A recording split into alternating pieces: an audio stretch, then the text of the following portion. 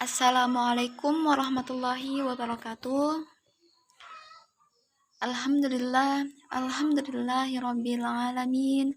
Wa bihi nasta'inu ala umurid dunya waddin. Wassalatu wassalamu ala asyrafil anbiya'i wal mursalin sayyidina Muhammadin wa ala alihi wa sahbihi ajma'in. Amma ba'd. Pertama-tama, marilah kita panjatkan puja dan puji syukur atas kehadirat Allah Subhanahu wa taala, karena dimana pada pagi hari ini kita masih diberikan kesehatan, terutama saya masih diberikan kesehatan oleh Allah Subhanahu wa taala untuk dapat menyelesaikan tugas individu saya dari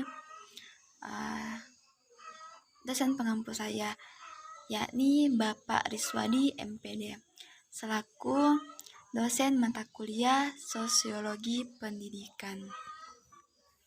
Nah, sebelumnya saya akan memperkenalkan nama saya.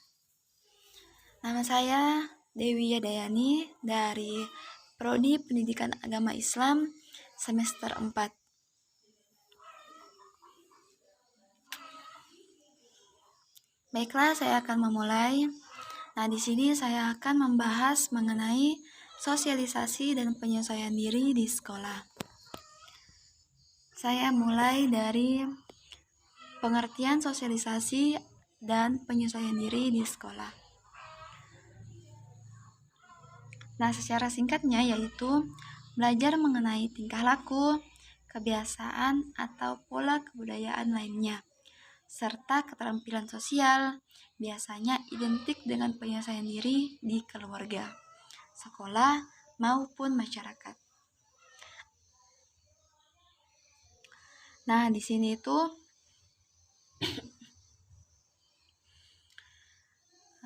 mencakup paling penting di bagian tingkah laku.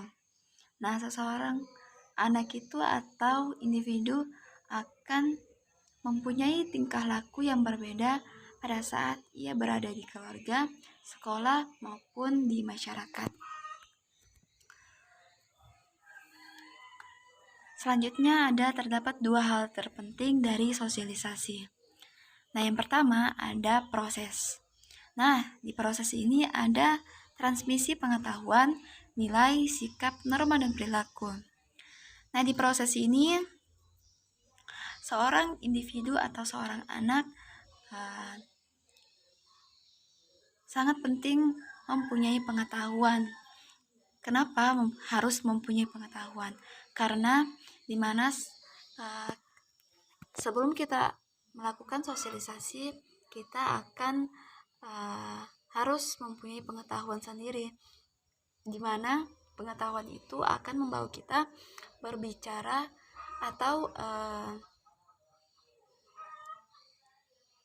melakukan percakapan dengan teman dengan baik dengan pengetahuan itu. Nah, dengan pengetahuan itu sendiri, nilai, sikap, norma, dan perilaku seorang individu atau seorang anak akan sejalan atau searah dengan ilmu pengetahuan tersebut. Nah, selanjutnya itu ada tujuan. Dengan tujuan ini untuk berpartisipasi dengan baik di keluarga, sekolah, maupun masyarakat.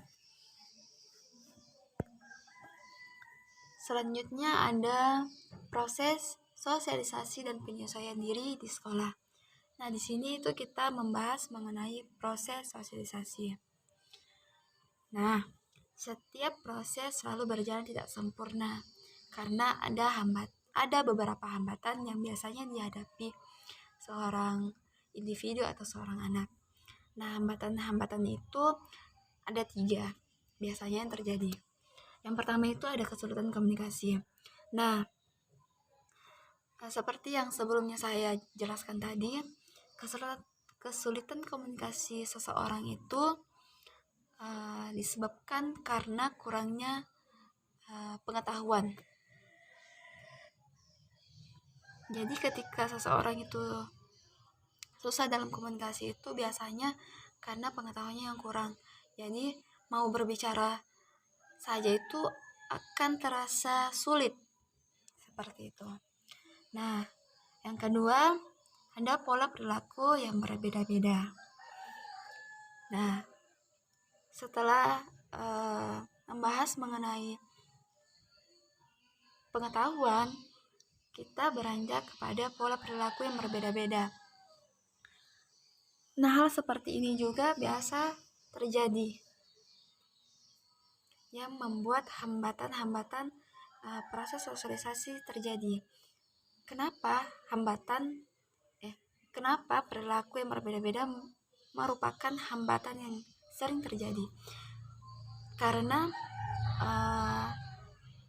sosialisasi tidak akan terjadi ketika perbedaan-perbedaan itu ada di antara satu individu ke individu yang lain. Dan yang ketiga, perubahan yang terjadi akibat modernisasi atau urbanisasi. Lanjut, di bagian kedua, proses penyesuaian diri di sekolah. Proses yang dilakukan dapat dilihat dari yang pertama itu ada kualitas atau keefisiensi proses tersebut. Nah, di sini kita harus melihat proses penyesuaian diri di sekolah berhasil atau tidak. Nah, di sini kita harus selalu memantau anak atau individu tersebut apakah sudah berhasil melakukan sosialisasi di sekolah terhadap temannya atau masyarakat tertentu. Selanjutnya ada bagian proses berlangsungnya. Nah, di sini kita harus melihat pada saat berlangsungnya penyesuaian diri yang dilakukan. Nah, yang terakhir ada sosialisasi dan penyesuaian diri di sekolah. Nah, yang pertama, anak akan mengalami perubahan sosial ketika masuk di sekolah karena suasana yang berbeda dengan biasanya. Nah, yang kedua, ia bukan menjadi anak istimewa, namun hanya sebatas murid. Nah, di sini itu anak biasa cenderung malas, sakit hati karena perilaku anak atau individu itu tidak bisa disamakan di rumah. Yang biasanya di rumah dimanja, diinikan, diitukan. Namun pada saat di sekolah, dia hanya murid biasa yang tidak bisa ini dan tidak bisa itu, tidak bisa manja kepada guru, dan yang lain-lainnya. Dan yang ketiga, ia wajib mengikuti aturan yang bersifat formal dan mengikat yang berbeda di rumah ataupun masyarakat. Nah, ini pun biasa terjadi, membuat anak itu kadang nakal, yang biasanya di rumah melakukan sesuka hatinya.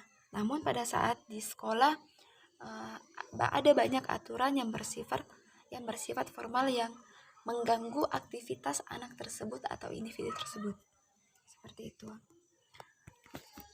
Mungkin cukup sekian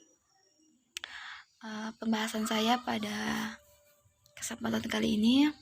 Kurang lebihnya mohon dimaafkan. Saya akhiri. Wabillahi taufiq wal hidayah. Wassalamualaikum warahmatullahi wabarakatuh.